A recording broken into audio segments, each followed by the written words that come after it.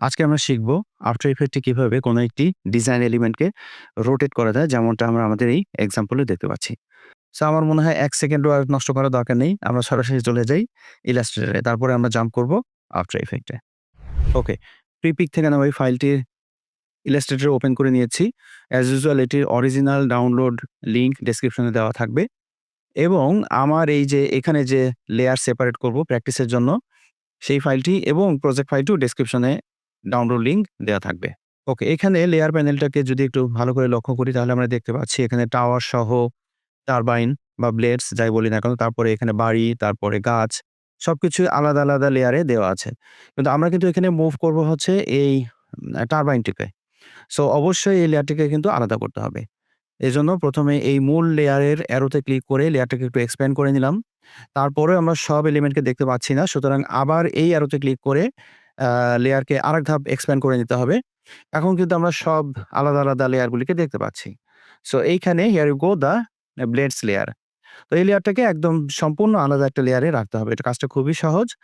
So আমি ১ম এ এই আ সবার উপরে লেয়ারটাকে সিলেক্ট করে নিলাম, যার আন্ডারে সমস্ত লেয়ারগুলি। এবং সিলেক্ট করার পরে এখানে প্লাস আইকনে ক্লিক করে একটা ব্ল্যাংক লেয়ার নিয়ে নিলাম। যেটা সবার উপরে সাদা লেয়ারটা আমরা দেখতে পাচ্ছি এই মুহূর্তে। সো এবার এই ব্লেড লেয়ারটাকে ধরে জাস্ট ড্র্যাগ করে আমি ওই নতুন লেয়ারটাতে ছেড়ে দেব।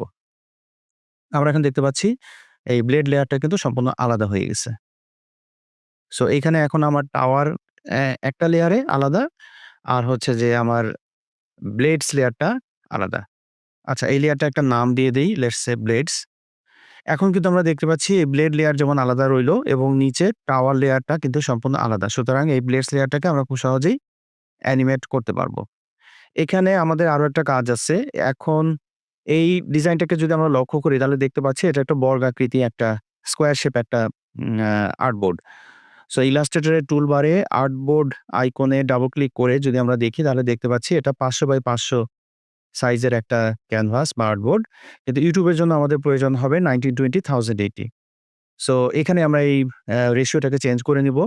আমি এটার 1920 করে দিলাম এবং উইডথটাকে করে দিলাম 1080, সরি হাইটটাকে করে দিলাম 1080। সো এখন যদি আমরা লক্ষ্য করি তাহলে দেখতে পাচ্ছি ক্যানভাস সাইজ বড় হয়ে গেছে, কিন্তু সকল ডিজাইন এলিমেন্ট আনুপাতিক হারে বেশ ছোট। তো কোনো সমস্যা নয়। আমরা সকল ডিজাইন এলিমেন্টকে মাউস দিয়ে ড্র্যাগ করে সিলেক্ট করে নিলাম। এবার যেকোনো একটা লেটস সে উপরের এই কর্নারে শিফট চাপ দিয়ে টেনে ড্র্যাগ করে বড় করে নিব। আবার নিচেও একটু টেনে ড্র্যাগ করে বড় করে নিই। এখন ক্যানভাসের সাথে আমাদের সকল ডিজাইন এলিমেন্ট আনুপাতিক হারে ফিট করেছে। আমাদের ইলাস্ট্রেটরের কিন্তু কাজ শেষ। এখন আমরা সেভ দিয়ে চলে যাব আফটার ইফেক্টে। এই মুহূর্তে আফটার ইফেক্টে আমাদের ডিজাইন করা ফাইলটিকে একটু আগে যেটা ইলাস্ট্রেটরে লেয়ার সেপারেশন করলাম সেটাকে ড্র্যাগ করে প্রজেক্ট প্যানেলে ড্রপ করব। এটাকে ফাইল ইম্পোর্টও বলা হয়ে থাকে। ফাইল ইম্পোর্টের ক্ষেত্রে আমাদের লক্ষ্য রাখতে হবে ইম্পোর্ট কাইন্ড যেন কম্পোজিশন থাকে এবং ফুটেজ ডাইমেনশন লেয়ার সাইজ রাখতে হবে। সো ওকে ক্লিক করে বের হয়ে আসলাম। তাহলে আমরা দেখতে পাচ্ছি ইলাস্ট্রেটর ফাইলের নামে একটা কম্পোজিশন ক্রিয়েট হয়ে গেছে। এবার এই কম্পোজিশনটাতে ক্লিক করে ডাবল ক্লিক করে লেয়ারগুলিকে টাইমলাইনে রিভিল করলাম। ওকে, এখানে আমরা দেখতে পাচ্ছি যে আমাদের ডিজাইনের ব্যাকগ্রাউন্ড কালারটা ব্লাক হয়ে গেছে, হোয়ারএজ ইলাস্ট্রেটর এটা হোয়াইট ছিল। সো এটাকে দুভাবে আ আ ঠিক করা সম্ভব। যেমন আমি কন্ট্রোল কে প্রেস করে কম্পোজিশনের সেটিং আ উইন্ডোটাকে ওপেন করে নিলাম এবং এখান থেকে আমি ব্যাকগ্রাউন্ড কালারটাকে হোয়াইট করে দিব। তাহলে আমরা দেখতে পাচ্ছি যে ব্যাকগ্রাউন্ড কালারটা হোয়াইট হয়ে গেছে। এটা একটা ওয়ে। কন্ট্রোল জি করে আমি আনডু করলাম। অথবা আর যেভাবে করতে পারি আমরা টাইমলাইনে রাইট মাউস বাটন ক্লিক করে নিউ দেন সলিড এবং এখান থেকে এটা একটা নাম দিয়ে দিলাম বিজি এবং এটা ব্যাকগ্রাউন্ড কালার যদি আমরা হোয়াইট করে দিই তাহলে আমরা একটা সলিড লেয়ার পাচ্ছি। লেয়ারটা সবার উপরে চলে গেছে। এটাকে ড্র্যাগ করে আমরা নিচে দিলেও এই আ ব্লাক যে সমস্যা ছিল সেটা সমাধান হয়ে গেল। ওকে। আমরা যেহেতু ব্লেড লেয়ারটাকে রোটেট করব সো এই লেয়ারটাকে একটু লক্ষ্য করে নেই। এখন এই লেয়ারটি সিলেক্ট করা আছে। আমরা দেখতে পাচ্ছি এর চারপাশে কিছু বর্ডার লাইনের কিছু পয়েন্ট দেখতে পাচ্ছি এবং মাঝেও একটা পয়েন্ট চিহ্ন বা ইন্ডিকেটর যাই বলি না কেন দেখতে পাচ্ছি। এটি খুব গুরুত্বপূর্ণ বিষয়। এটার নাম হচ্ছে অ্যাঙ্কর পয়েন্ট। খুব মনোযোগ দিয়ে শুনতে হবে আমার লেকচার, তাহলে ধারণাটা একদম পরিষ্কার হবে ইনশাআল্লাহ। এখন আমরা দেখতে পাচ্ছি যে এই অ্যাঙ্কর পয়েন্ট একদম সেন্টারে আছে। কিন্তু এটা কিন্তু ভিন্ন স্থানেও থাকতে পারে। আবার অ্যাঙ্কর পয়েন্টকে কিন্তু ভিন্ন স্থানে যেমন অটো থাকতে পারে, আবার আমরা আমরাও ইচ্ছা করলে পজিশন চেঞ্জ করতে পারি। অ্যাঙ্কর পয়েন্টের পজিশন চেঞ্জ করার টুল হচ্ছে এটি। এটাকে প্যান বিহাইন্ড টুলও বলা হয়। এই টুলকে সিলেক্ট করে আমরা যদি অ্যাঙ্কর পয়েন্টকে ড্র্যাগ করি তাহলে এটা ভিন্ন, ভিন্ন আ স্থানে নিয়ে যাওয়া সম্ভব। এক্সাম্পল হিসাবে অ্যাঙ্কর পয়েন্টকে আমি এই পজিশনে বসালাম। এখন যদি এই ব্লেড লেয়ারটাকে আমরা রোটেট করি, তাহলে যেটা হবে এই স্থানটি ফিক্স থাকবে এবং একে কেন্দ্র করে ব্লেড লেয়ারটি ঘুরবে। আমরা একটু প্র্যাকটিক্যালি করে দেখি।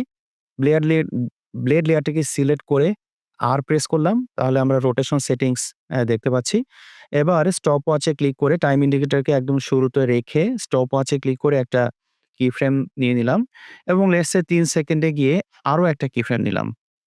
এবার যদি এই ভ্যালুটাকে আ চেঞ্জ করি, তাহলে আমরা এখনই কিন্তু দেখতে পাচ্ছি অ্যাঙ্কর পয়েন্টকে কেন্দ্র করে ব্লেডটা কিন্তু রোটেট হচ্ছে।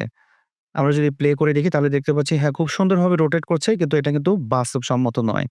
তার মানে আমরা বুঝতে পারলাম অ্যাঙ্কর পয়েন্ট যেখানে থাকে সেটাকে কেন্দ্র করে অবজেক্ট রোটেট হয়। সুতরাং আমাদের এই ডিজাইনের ক্ষেত্রে যেহেতু এটা ঘড়ির কাঁটার মতো সেন্টারকে কেন্দ্র করে এটা ঘুরবে, সুতরাং আমাদের এই ক্ষেত্রে অ্যাঙ্কর পয়েন্ট থাকতে হবে কিন্তু এই সেন্টারে। অ্যাঙ্কর পয়েন্ট যদি ভিন্ন কোনো স্থানে আগে থেকেই থাকে বা আমরা যদি পজিশন করে নেই এবং পুনরায় যদি অ্যাঙ্কর পয়েন্টকে সেন্টারে আনতে চাই, এটার খুব একটা শর্টকাট আছে। ১ম এ অ্যাঙ্কর পয়েন্টে ক্লিক করে সিলেক্ট করে নেব। তারপর কন্ট্রোল প্রেস করে এই টুলের উপর যদি ২ বার প্রেস করি তাহলে অ্যাঙ্কর পয়েন্ট যেখানেই থাকুক না কেন ডিজাইন এলিমেন্টের একদম সেন্টারে চলে আসবে। এবং আমরা দেখতে পাচ্ছি এখানে কিন্তু আমি ম্যানুয়ালি আনিনি। অটোমেটিক আমি ক্লিক করার কারণে অ্যাঙ্কর পয়েন্ট একদম সেন্টারে চলে এসছে।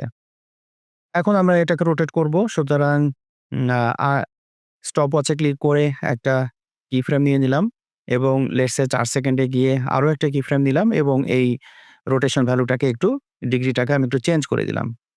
এখন যদি আমরা প্লে করে দেখি একদম রিয়ালিস্টিক ভাবে উইন্ডমিল কিন্তু সেন্টারকে কেন্দ্র করে ঘুরছে। সো এই ছিল আজকে রোটেশন নিয়ে আফটার ইফেক্টে আমরা একটু জানার চেষ্টা করলাম যে রোটেশন বিহেভিয়ারটা কেমন, অ্যাঙ্কর পয়েন্টটা কিভাবে কাজ করে। So I hope you enjoyed the tutorial and please like, share and comments. যদি ভালো লেগে থাকে তাহলে শেয়ার করুন, কমেন্ট করুন। একজন কনটেন্ট ক্রিয়েটরের জন্য এটা কিন্তু অনেক বড় একটা inspiration. I will try to do more knowledge sharing video for all of you. Tata, bye bye, and take care, and always be creative.